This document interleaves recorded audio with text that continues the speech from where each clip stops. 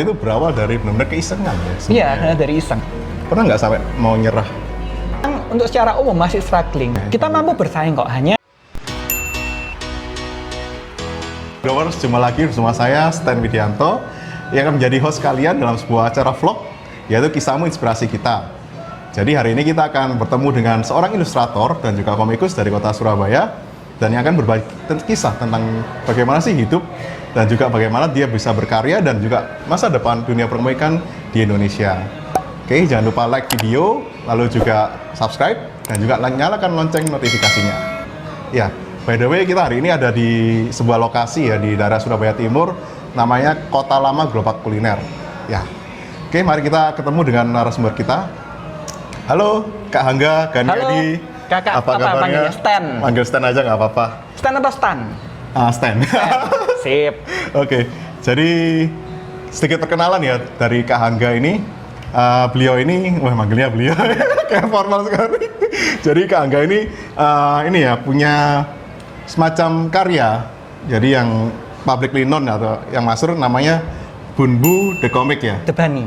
Bunbu The Bunny. Sorry. Jadi yang saya kemas, yang saya tampilkan ke publik, ke media massa itu sebenarnya bukan komik, tapi ini kita bisa bilang karakter IP, bukan icon IP. IP itu intellectual property, bahasa Indonesianya hak kekayaan intelektual. Jadi semacam karakter yang punya ini ya, semacam paten ya istilahnya ya.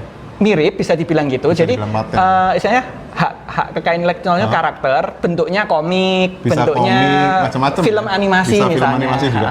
Jadi gitu. istilahnya IP ya. IP, mungkin buat teman-teman yang masih belum pernah dengar saya kepingin bikin komik. Nah, komik itu sebenarnya produknya.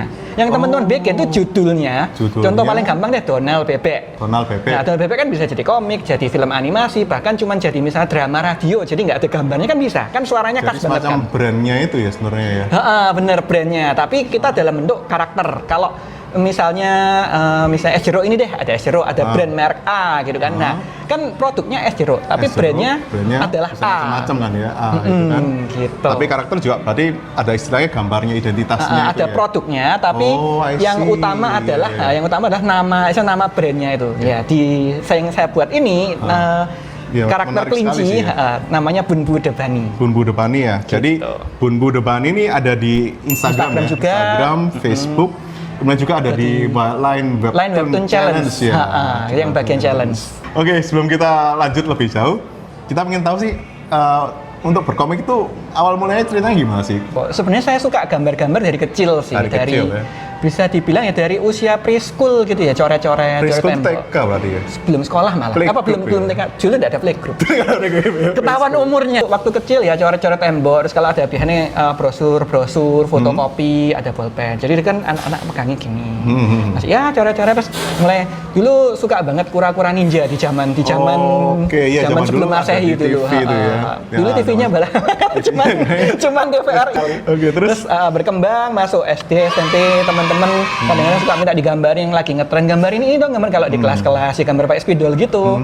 Terus masuk SMP, SMA ya mulai diseriusin, mulai belajar gambar orang gimana sih, gambar pemandangan gimana, bla bla bla. Sampai akhirnya saya masuk di jurusan desain komunikasi visual di DKV ya. Universitas Kristen Petra. Di Petra di Surabaya. Oke, mantap. Gitu. Di situ saya masuk jadi mahasiswa, terus setelah lulus saya juga ngajar di sana. Lalu jadi dosen ngajar di sana. Jadi saya dosen tidak tetap di sana. Dosen tamu ya. Dosen tamu. Kemudian dari situ? Dari situ ketika untuk yang Bunbu ini, ketika itu ada kontes untuk bikin stiker. Nah, kan saya kebiasaan gambar. Jadi si Bunbu ini kita bisa lihat, kita ambil tampang yang nggak karuan. Nah, ini misalnya. Nah, si Bunbu ini dengan tampang seperti gini itu saya sering gambar sejak dari SMA. Lalu ada teman-teman yang bilang, kenapa kok kelinci yang biasanya kamu gambar nggak dikembangin? Soalnya banyak ada pertanyaan seperti itu ya. Kan terutama waktu saya ngajar, ketika saya kasih pengumuman, kurang 15 menit lagi, saya gambar di papan tulis gitu kan, di whiteboard. Waktu itu ngajar di kuliah? Iya, di jurusan yang itu juga. Di jurusan DKV. Jadi untuk memperingatkan anak-anak bahwa waktu ujian hampir habis, saya gambar si kelinci ini lagi ngomong, lalu kalau ada promosi apa saya gambar, ada apa saya di gambar. papan tulis. Papan tulis kadang-kadang ya di kertas ujian, kertas kerjanya anak-anak. Yang ini kurang, yang ini apa kayak gitu-gitu.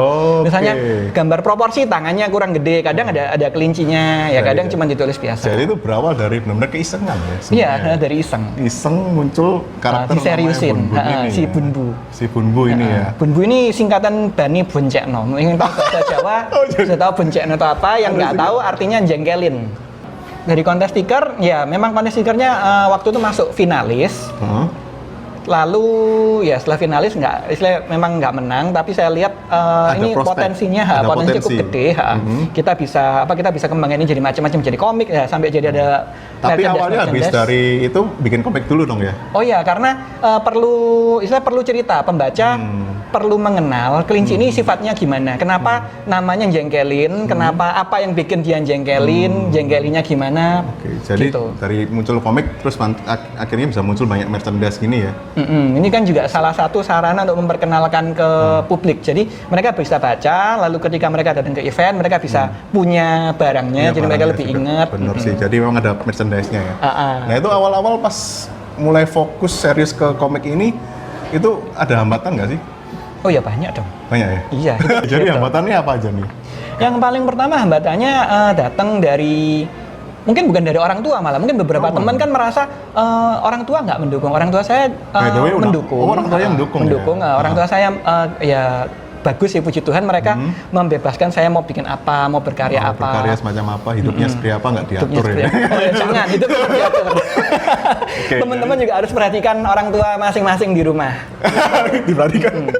Oke, jadi kalau orang tua, nggak ada hambatan dari internal sosial lah ngomongnya. Iya, dari istilah lingkungan terdekat itu memang nggak menghambat.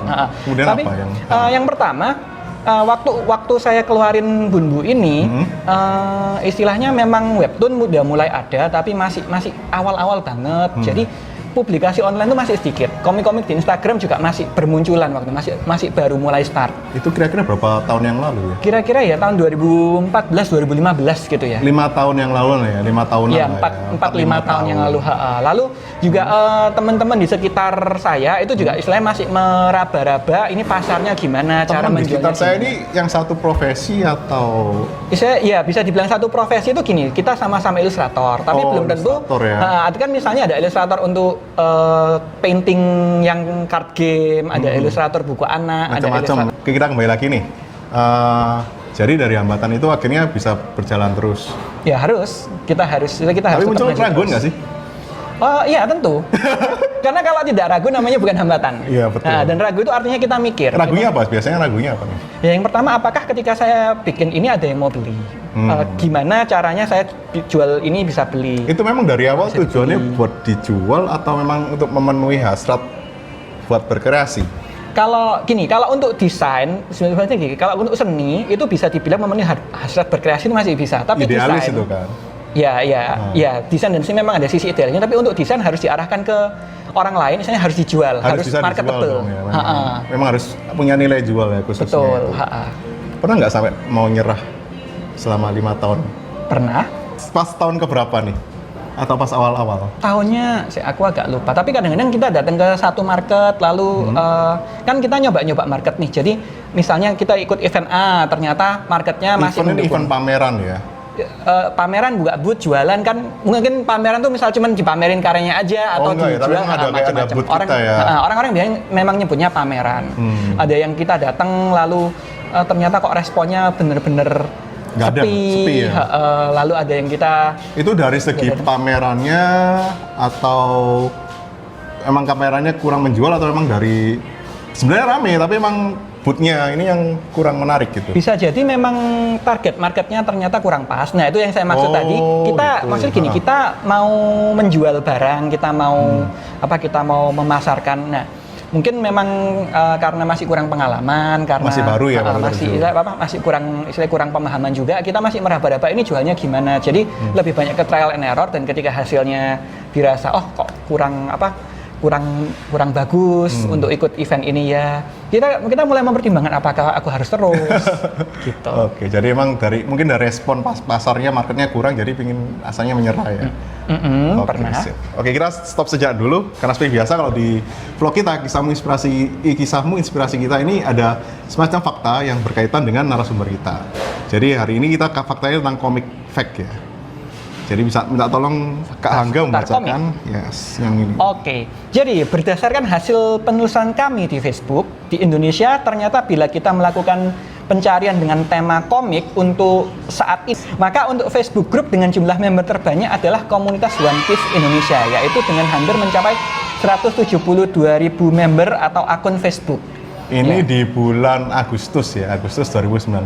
Kita nggak tahu jadi berapa juta mungkin? Bisa lebih lagi nih ya. Jadi Oda Sensei ini emang sugoi ya. Iya, itu Sugoi, karyanya sangat fenomenal, Jadi menginspirasi banyak fans, banyak inspirasi juga. Komikus itu ada kekinian. karya yang bisa bertahan terus ya.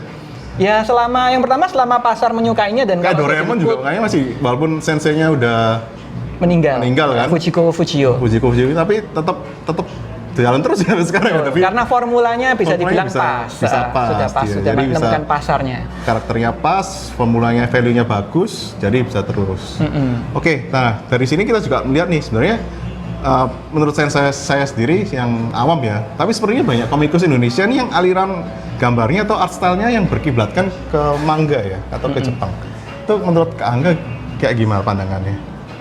Pandangan sebenarnya kalau dibilang berkiblat ke Jepang mungkin sekarang lebih diverse, tapi memang tetap mayoritasnya Jepang. Mayoritas Jepang. Nah, itu istilahnya sudah wajar karena kebanyakan yang gambar untuk sekarang dan sekarang mungkin udah jadi profesional itu maksudnya udah jadi profesi ya, udah jadi penuh waktu atau bahkan ya masih paruh waktu tapi udah diniatin itu dari generasi ya kayak saya ini tahun 90-an. 90-an, generasi 90-an. Dan istilahnya komik-komik yang ada waktu itu cuman ada komik Jepang aja. Paling banyak Jepang. Ya. Padahal kalau dari segi komik dan gaya art style kalau saya lihat sih ya secara awam tuh ada yang Amerika ya mungkin ya kayak DC, Marvel tuh ya.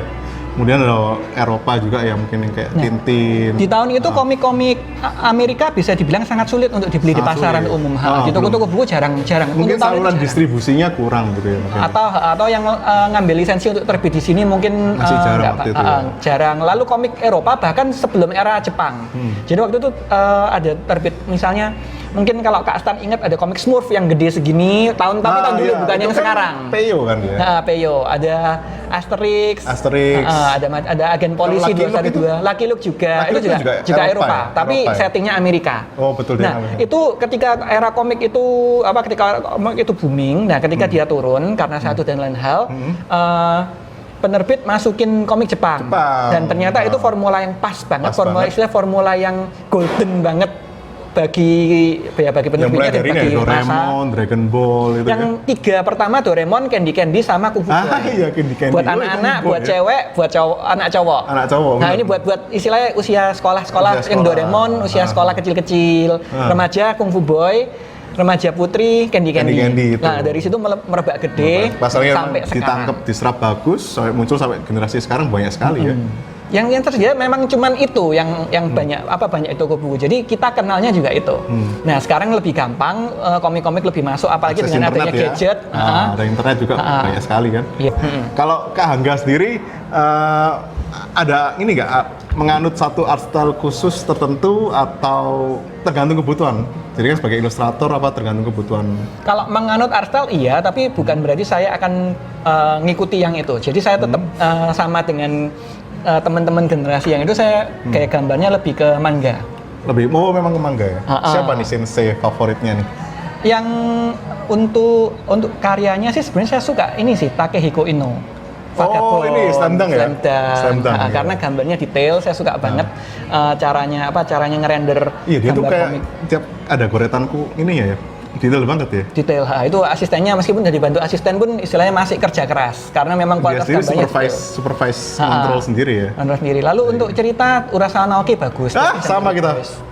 Sama kita, bro. Pertanyaannya apakah pemirsa tahu nggak nih? tahu nggak Urasawa Naoki ini siapa? karyanya apa aja juga? Kalau ada yang tahu, komen ya di bawah ya. Itu kan kita kembali lagi nih ke Bunbu Dobani ya. Iya. Ya, ini kan ada buku, ada Jadi segala ada macam ya. buku terbitan juga, terbitan Gramedia, buku komik. Serba-serbi Bunbu. Judulnya serba-serbi Bunbu. Ini dapat idenya dari mana sih, Kak Angga? Sehari-hari, kejadian sehari-hari. Jadi Sebenarnya apa yang kejadian lucu sehari-hari ya? dicatat. Kalau temannya letuk lucu juga di Catat pakai apa? dicatat di handphone HP? aja. Oh, di handphone dicatat terus nanti pas Ketik, pulang digambar. Pulang digambar. Ya kalau nggak tidur sih.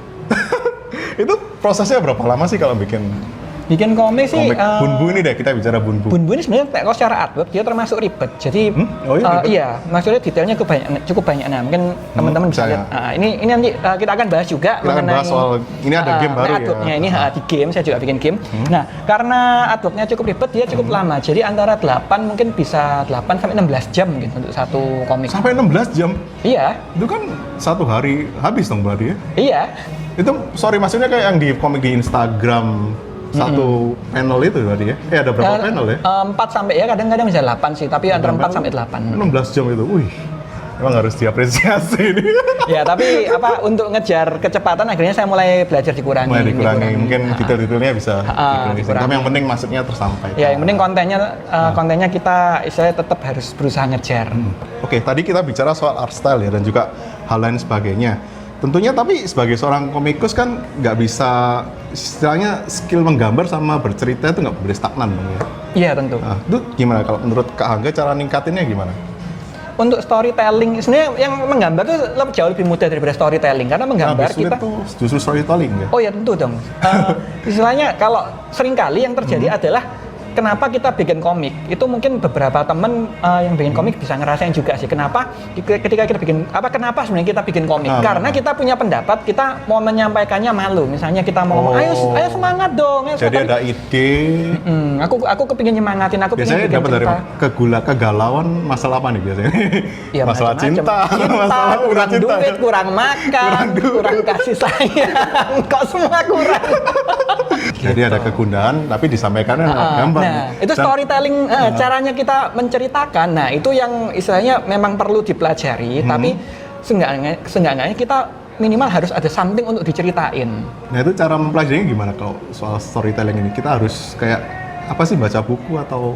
Ya tentu, kita harus banyak-banyak baca buku, lihat film. Kalau buku itu lebih ke imajinasi. Kalau film kita bisa lihat contoh nyatanya kan, gampangannya plotnya bisa mundur, plotnya bisa maju. Terus gimana caranya bikin plot mundur tapi halus banget. Istilahnya transisinya orang tahu kalau ini flashback, tapi jadi istilahnya ngambil inspirasinya dari karya orang lain ya sebenarnya, bisa jadi kayak gitu ya. Karena kan untuk bagian seni desain tuh ada prinsip, orang-orang bilang prinsipnya namanya ATM, amati, tiru, modifikasi. Wah ini ilmu kuliah nih. Kuliah. Saya tahu emang gitu ya, jadi kita istilahnya bukan niru sih, kalau niru kan sifatnya kayak bajak gitu ya. Nirunya bukan jadi misalnya secara 100% niru kan ya. Jadi misalnya niru tuh bukan yang dibilang nggak boleh itu. Misalnya saya punya gambar, saya tiru, lalu saya bilang ini karya saya. Nah itu maksudnya diakui. Padahal itu karyanya orang lain. Kalau dibilang ini saya niru dari ini, itu sebenarnya nggak apa-apa. Bagi seorang Gaganiadi ini ultimate dream-nya apa nih? Sebenarnya ultimate di dream-nya bidang perkomikan. Sebenarnya nggak muluk-muluk sih. Jadi saya punya bayangan. Jadi ketika saya punya karya ini bisa jadi sesuatu yang positif buat orang lain, bisa ketika orang lain lihat karya saya, mereka bisa terhibur. Uplifting, terhibur. Pasti jangan sampai tidak terhibur. Okay, jadi mereka bisa dapat pesan-pesan yang bagus. Moralnya, lebih arah moral ya. Iya, jadi bahasa kasarnya komik saya bisa jadi berkat untuk orang-orang lain. Mantap sekali nih. Oke, ini tadi juga kita sempat diskusi ya. Katanya sekarang lagi bikin game ya untuk di aplikasi smartphone ya. Bisa diceritain nggak Kak Angga ini? Iya, jadi untuk game sebenarnya dari yang tahun kemarin tuh udah ada namanya Bunbu Dance Tour di. Oh tetap temanya Bunbu ya? Iya, jadi tetap pakai karakter Bunbu ini. Saya By the way, ada bagi sobat Goers yang tahu tentang Bunbu the Bunny ini bisa komen ya di bawah ya. Boleh dong. Bagaimana ngasih kesannya atau ada pandangan nanti bisa juga dibaca sama baca di Instagram juga nih. Oke, lanjut game ya? Gamenya gimana nih? Jadi yang Bunbu Dance Tour itu tentang dance, maksudnya clicker itu sejenis tahu bulat. Oh, yang kita ngeklik terus ya? Nah, tik. Jadi nanti duitnya nambah itu kan? Nanti buka cabang. Kalau Bunbu Dance Tour nanti ceritanya si Bunbu joget-joget pertama di Indonesia, nanti dia istilahnya keliling dunia. Jadi bisa keliling dunia. puter lokasi dunianya itu yang dibeli. Bun Dinosaur juga waktu itu menang beberapa. Apa? Ada yang menang, ada yang finalis gitu. Ada yang finalis. Ada waktu itu Line bikin games competition, kita masuk top 3. Oh, mantap ya. Ya, puji Tuhan. Lalu Berarti ada diterima juga, ya sama ke masyarakat Indonesia, diterima ya gamers-gamers Indonesia ya. ada juga dari Popcorn dan Backcraft waktu itu. Terus selain itu apa? Ada game apa lagi? Nah, lalu ada satu lagi yang masih prototip namanya Guess Who, itu tebak-tebakan, jadi memory game. Temanya detektif tapi detektif unyu, detektif lucu-lucu. Gitu. Nah, kita harus nebak yang mana gitu. Nah, yang udah ready untuk launching, tinggal tunggu aja tanggal mainnya adalah ini yang Dagang Yuk ini. Nah, ini lagi ada ini baru ya kayaknya. Nah, ada beberapa artwork. Nah, Dagang Yuk ini juga saya lihat ada ini ya, kayak kekasan budaya Indonesia oh, ya. pasti dong. Bagus loh ini sebenarnya, jadi juga menambah Terima kasih. kasana kita ya. Jadi Dagang Yuk ini sesuai namanya, ini secara sederhana adalah game simulasi dagang. Simulasi dagang ya? Jadi seperti monopoli gitu kan? Kalau monopoli itu jual beli sih. Kalau sebenarnya mirip, tapi monopoli kan jual beli, tapi kan muter Jual gini beli ya. tanah. Nah, jual beli tanah. Ini kita beli barang beli berapa, nanti dijual lagi lebih murah, harganya bisa dapat turunin. Nanti diputar lagi, beli barang lagi gitu. Menarik sih, itu juga kayak kita ngajarin ya. Itu Memang edukasi benar. ya. Iya, memang benar. Game Jadi edukasi ya. untuk yang Gesu sama Dagang Yuk, kita aimnya sebenarnya untuk edukasi, tapi edukasinya kita berusaha untuk nggak yang hard Nggak sell, terlalu ribet gitu ya. yang kayak misal menanyakan tahun berapa terjadi perang Majapahit. Nah, itu kan game, tapi sebenarnya soal pertanyaan. Soal Kita pertanyaan. nyoba simulasi, kita ajak player untuk secara nggak sadar mereka belajar dagang. Jadi target utamanya adalah usia SMP atau SD kelas 6. Under gitu. 15 ya? Iya, jadi Di bawah 15 tahun. kalau mereka di rumah, mereka kepingin coba-coba dagang, misalnya orang tuanya kebetulan bukan pedagang gitu ya. Nah, mending coba di sini karena nggak mungkin rugi, karena nggak pakai duit, Iya, nggak pakai betul duit sih. rupiah. Nah, ini mungkin Tapi teman-teman. masih di proses, ini bisa dilihat ya. Ini nanti- kelihatan nggak sih? Tapi nanti kita close up ya. Nanti Kita di close up close up ya. bisa. Nah, jadi ada prototipnya. Masih antri antri ya, waiting list di Play Store. Nanti akan kalau segera rilis. sudah rilis bisa dicari Bisa cari di dengan Android, keyword di Dagang Play Yuk. Store ya. Dagang Yuk harus diingat nih. Oke, kenapa sih sampai Kak Angga nih mikir buat bikin game? Karena kalau saya lihat pasar Indonesia ini kan gede banget. Yang pertama dari penduduknya udah ratusan juta. Kita per 270-an ya. Iya, 80-an. kita terbesar kelima rasanya. Keempat ya seluruh dunia. Setelah pertama Cina pasti nih. Terus yang kedua India. US atau India? Nah. Terus US baru Indonesia nih. Kak Stan lebih jago Ya, ini mengenai statistik. fakta-faktanya. Oke, pasarnya besar di Indonesia. Terus dari situ Nah, kebetulan saya sendiri rasanya kurang tahu begitu detail, tapi setahu saya, sepengetahuan saya, usia produktifnya masyarakat Indonesia ini gede banget. Nah, itu berarti kan penghasilannya juga secara overall lebih tinggi dari tahun-tahun sebelumnya. Betul, dan masyarakat Indonesia ini suka banget dengan hal-hal berbau teknologi, gadget. Misalnya mereka masih baru menikmati lah istilahnya. ya, mereka baru menikmati. Ya sebenarnya nggak baru juga sih, tapi mereka masih selama getol. 5 tahun ini, mungkin 3 tahun belakangan ini ya benar-benar booming kenceng ya. banget, apalagi sosial media gitu kan. Sosial media, sama lalu game-game ini juga sih pasti. instan messaging juga kenceng banget. Betul, messenger seperti itu ya. Oke, dari situ berarti emang alasan untuk bikin game dari pasar yang potensi pasar yang terus berkembang ya. Iya, jadi dengan adanya pasar yang terus berkembang, lalu banyak usia produktif yang memang mereka suka main game atau butuh hiburan. Lebih banyak faktor entertainnya ya. Lalu juga game itu maksudnya gini, ketika kita bikin game, memang kita harus kerja dulu, kita harus produksi gamenya, lalu kita lempar di pasar, lalu nanti dapat tanggapan entah baik entah buruk. Nah, tapi bagusnya adalah di game ini kita bisa lebih cepat untuk dapetin revenue. Kalau misalnya buku, saya harus bikin buku, lalu buku ini harus didistribusikan Distribusi dulu, di toko buku, pembelinya atau harus di pergi ke mana toko gitu buku. ya. Tapi kalau game kan bisa di-download, istilahnya di smartphone semua bisa ya. Bisa. Kalau komik online juga bisa, tapi komik online itu punya pasarnya sendiri. Jadi nggak semua orang suka baca komik atau baca buku ya lewat smartphone Mas ini ya. Secara iya. online ya. Yang kedua juga komik online tuh kalau komiknya berbayar, nah mungkin masyarakat ketika cuma baca aja mereka nggak mau.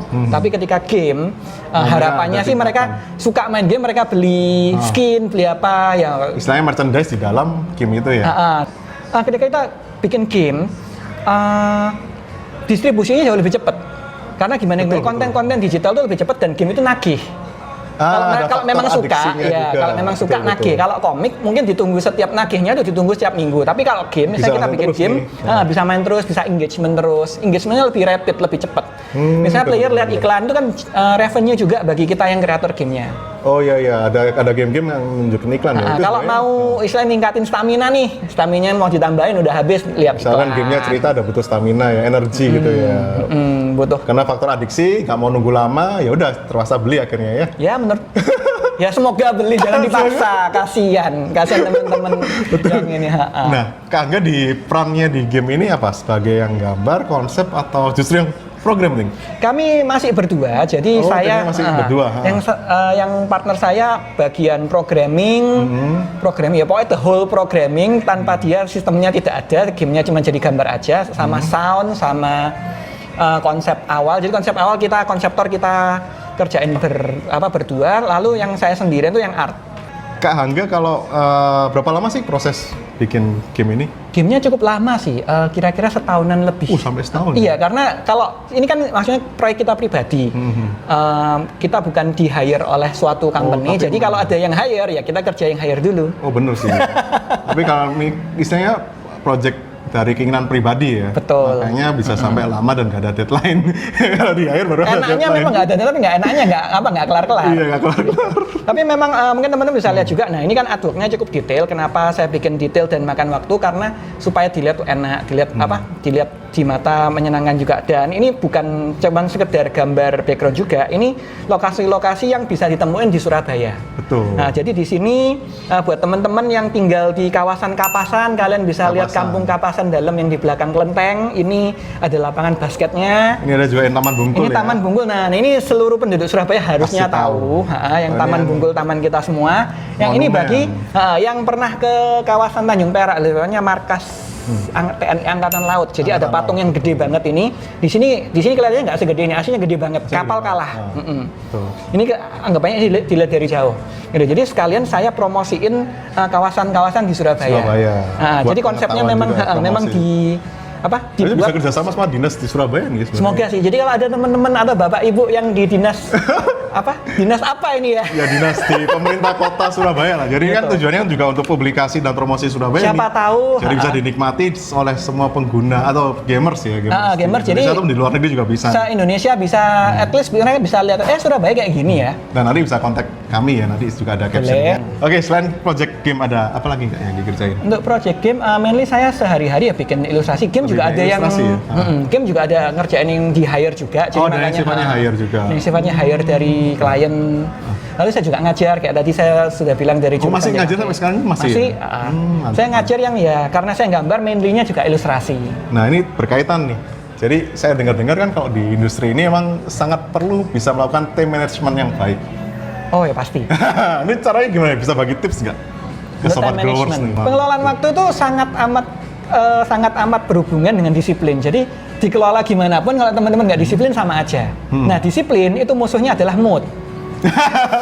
Iya, karena berkaitan art ini sih berkaitan besar dengan mood ya. Betul. Nah, misalnya kalau mungkin teman-teman yang bergerak di bidang art ini, mereka mungkin berpikiran kalau nggak mood ya nggak bisa gambar. Hasilnya mungkin bisa gambar, tapi hasilnya nggak sesuai yang di ini ya. Nah, jadi sebenarnya time management itu masih tahap berikutnya.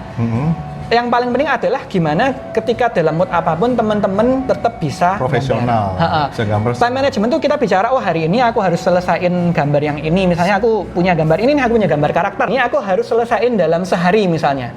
Nah, kalau memang moodnya bagus atau moodnya jelek, nah teman-teman memang harus punya target. Misalnya teman-teman punya target. Karena nggak punya target itu berarti tidak ada time management sama sekali.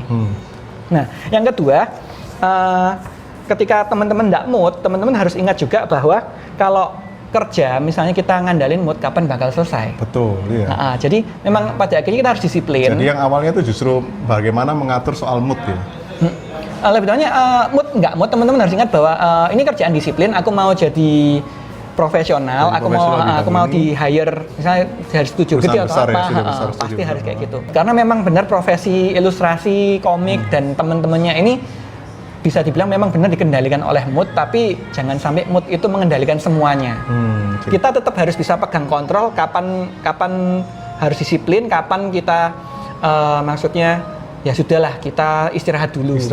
Refreshing gitu kan. Betul, karena kadang-kadang dipaksa juga nggak bisa. Betul.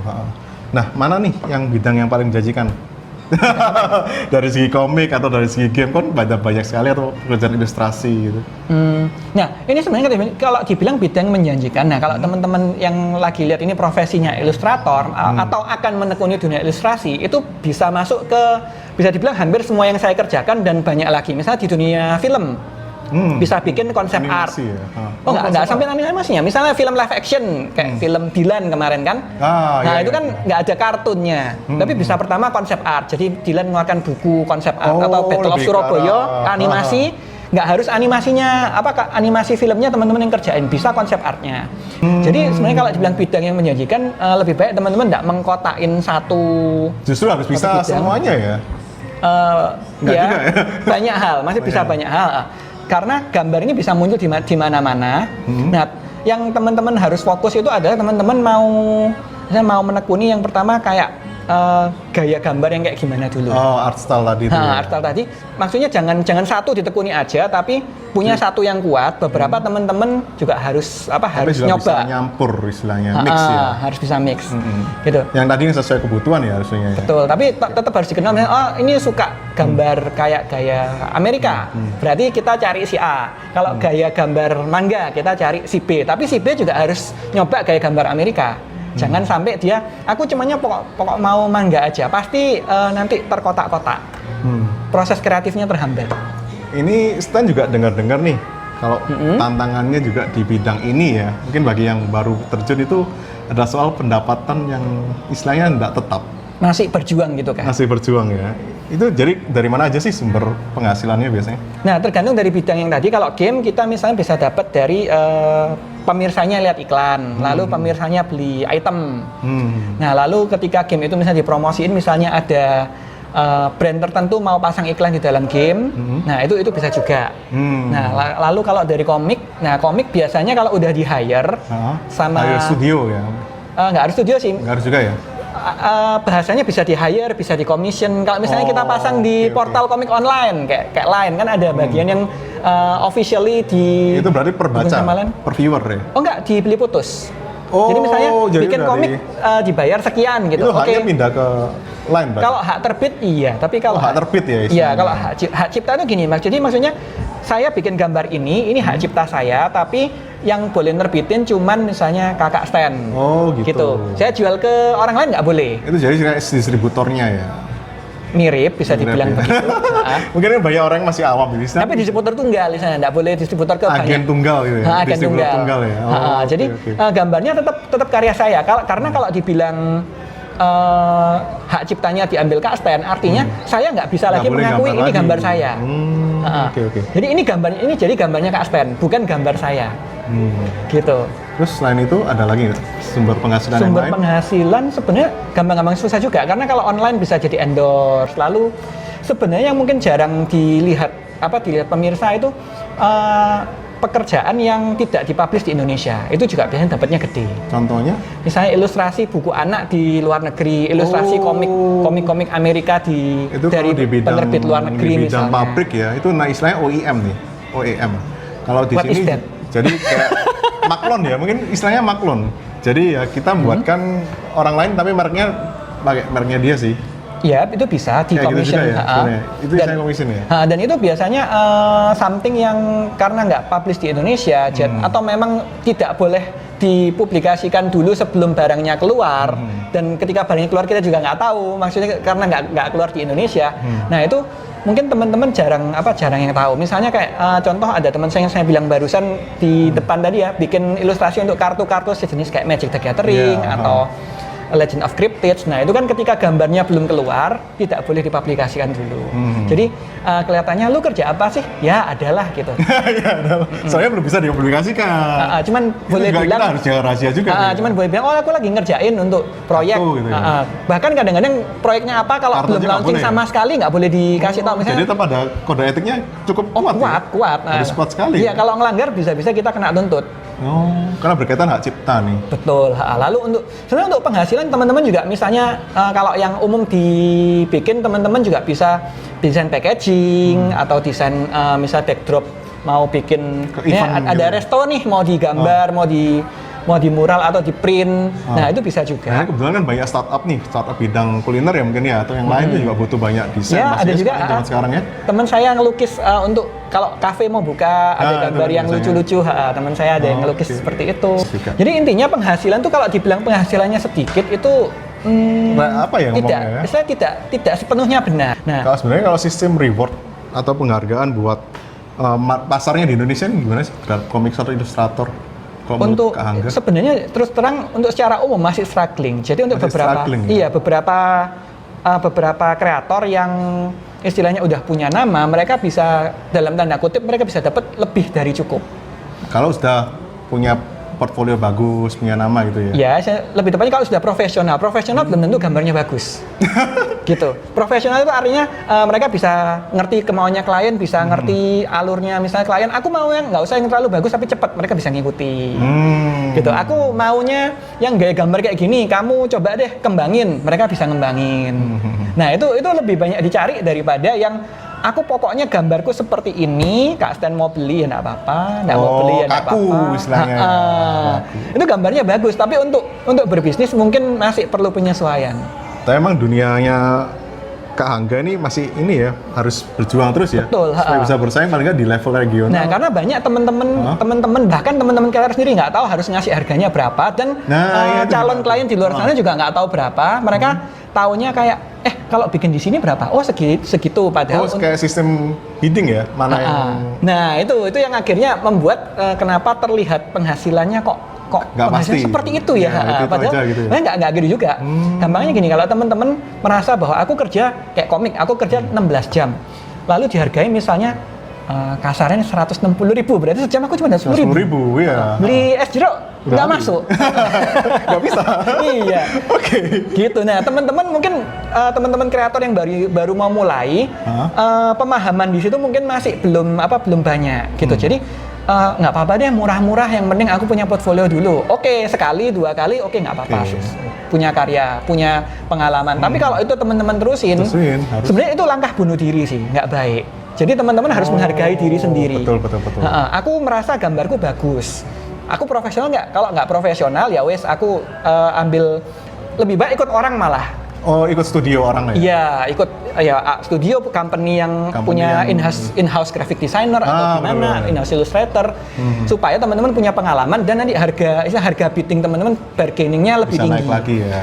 Karena pada dasarnya gini, saya bekerja, misalnya saya gambar, ini saya juga lagi ada buku notes, promosi dikit. Merchandise. Nah, merchandise, ada buku notes. Nah, saya gambar si karakter ini anggap makan waktu 20 jam nih ya. Nah, sementara misalnya saya gambar yang lebih sederhana ini makan waktu anggaplah misalnya Lebih 10 jam misalnya gitu. Nah, itu pada dasarnya teman-teman habisnya itu tetap jam-jaman.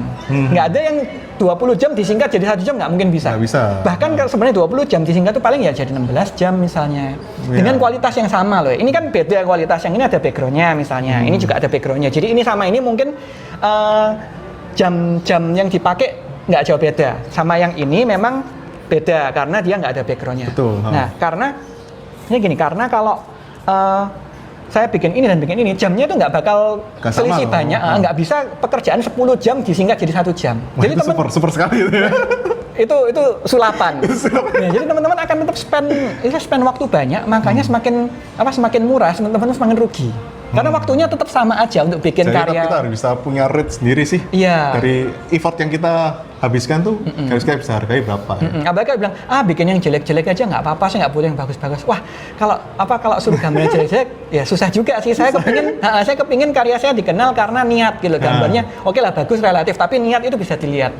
Nah, jelek-jelek harganya murah, terus mending saya bikin satu yang bagus. Sekalian yang satu bagus, yang istilahnya supaya orang-orang bisa kenal. Betul sih. Nah, jadi teman-teman perlu mengatur strategi nih, gimana caranya untuk bisa menjual juga. Oke, selain tips soal ini, ada nggak pesan-pesan lain yang disampaikan ke sobat growers yang sedang menjalani atau akan terjun ke bidangnya Kak Hangga nih? Nah, sebenarnya sih kesan pesannya nggak terlalu ribet. Yaitu yang pertama adalah ada perbedaan mendasar ketika teman-teman do something dan hanya punya wacana. Itu yang paling sering terjadi di kalangan. Istilahnya niat ya, wacana ya. Ya niat tapi harus ada ininya, harus ada tindakannya, harus Proof-nya jadi harus ada. harus Buktinya jadi apa nih? Ya. Harus jadi satu buku notes misalnya, jadi satu game, jadi satu buku komik, jadi 10 komik Instagram misalnya. Nah, karena di situ itu yang membedakan antara teman-teman merasa bahwa teman-teman ini kreator, teman-teman berkreasi, dan yang beneran berkreasi. Yang merasa dan yang beneran itu itu effort untuk itu. Nah, itu susah untuk sampai sananya. Iya. Biasanya buat yang baru-baru mereka merasa aduh aku kok nggak ada yang lihat ya, kok nggak ada yang menghargai gambar yang aku bikin. Lah memang benar komik itu banyak yang lihat, tapi kalau komiknya cuma 2 di Instagram mungkin kan belum banyak yang notice. Nah, teman-teman harus tetap rutin ya istilahnya, tekun. Iya, tetap tekun. Mungkin nggak bisa rutin, oke nggak apa-apa. Misalnya seminggu cuma bisa sekali atau bahkan 2 minggu sekali. Ya udah, teman-teman tetap kejar. Nanti kan lama-lama bisa cepet. Jadi sebenarnya persistence, ketekunan ya. Ketekunan itu yang paling penting di dunia, terutama di Indonesia yang bisa dibilang dan tanda kutip masih struggling untuk bisa mencapai ke level selanjutnya. Mencapai level istilah penghasilan yang lebih tetap gitu. Bisa karena di negara kita terutama dengan adanya Bekraf itu Badan Ekonomi Kreatif. Lagi Jokowi juga mau bikin menteri baru ya. Menteri Ekonomi Digital ya. Ekonomi Kreatif atau Ekonomi Digital. Kreatif Digital gabung saja semua. Iya betul. Ini sebenarnya peluangnya cukup besar loh. Benar. Apalagi waktu di event momen enggak, waktu debat presiden ya Pak Jokowi kan bilang ada Mobile Legend. Jadi Pak Jokowi sendiri main mendukung. Oke, bisa ngerti Mobile Legend, PUBG. Nah, maksudnya presiden kita ternyata ngerti loh game-game dan budaya populer sekarang ini ya. Makanya ini momen yang tepat bagi teman-teman kalau memang mau berkreasi karena pemerintah mendukung. Kita mampu bersaing kok, hanya mungkin koordinasinya yang masih kurang. Nah, perlu dikoordinasi nih. Jadi bapak-bapak yang di pemerintah. Oke, kita sudah tiba di ujung ini ya sesi. Tapi saya ingin ngajak Angga main mini game nih.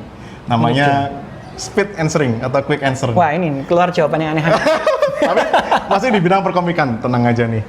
Oke, siap nggak? Udah siap kan ya? Tapi gampang, saya kan memberikan pertanyaan secara cepat, jadi Kak Angga langsung jawab aja sih. Ya, boleh deh. Pasrah. Oke, kita mulai ya.